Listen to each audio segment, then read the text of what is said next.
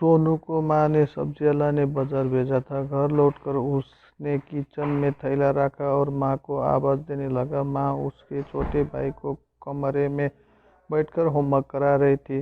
सोनू 12 साल का था और उसका छोटा भाई बंटी 5 साल का। बड़े होने के कारण माँ उसके घर के छोटे मोटे काम कराने लगी थी, जैसे दुकान से सामान लाना, बाजार से सब्जी लाना, बगीचे की साफ सफाई करना, अपनी साइकिल धोना, अपना कमरा साफ करना, अपने कपड़े प्रेस करना। सोनू काम तो करता, लेकिन उसके मन में हमेशा रहता कि मुझे इतना काम करना पड़ता है और इसके बदले मुझे कुछ भी नहीं मिलता। आज उसने सोच रखा था कि इस बारे में अपनी माँ से बात करेगा, लेकिन उसकी हिम्मत ही नहीं हुई।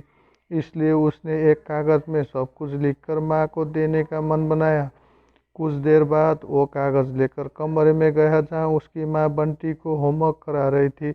उसने चुपचाप कागज़ माँ के सामने बढ़ा दिया और माँ के कागज़ लेते ही कमरे से बाहर आ गया।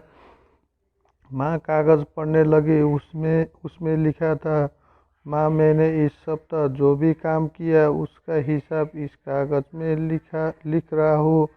बाजार से सब्जी लाने के 50 रुपये, बगीचे की साफ सफाई 20 रुपये, कपड़े प्रेस करने 10 रुपये, साइकिल धोने के 5 रुपये, अलमारी सेट करने के 5 रुपये, कुल हिसाब कुल 90 रुपये। माँ, मुझे इन कामों के जो भी पैसे बने हैं वो पॉकेट मनी के रूप में चाहिए। आखिर कोई भी काम मुफ्त में नहीं किया जाता।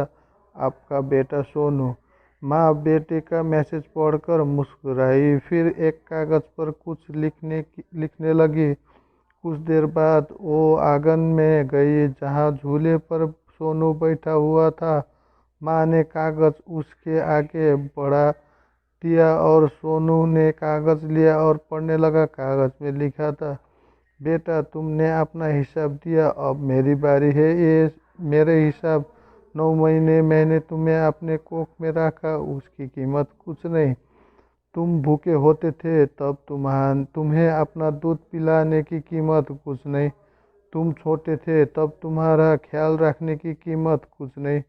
तुम्हारे बीमार पड़ने पर रात रात भर जागकर तुम्हारी तीमारदारी करने की कीमत कुछ नहीं। इन सब से बढ़कर तुम्हारे लिए मेरा प्यार की कीमत तो लगाई नहीं जा सकती, वो तो अनमोल है। ये पढ़कर सोनू की आंखों में आंसू बहने लगे। वो भागकर अपनी माँ के पास गया और उससे लिपट कर बोला, सारी मम्मी, मैंने कभी सोचा ही नहीं कि आपने मेरे लिए क्या क्या किया है, कितनी तकलीफें सही है। I love you mummy.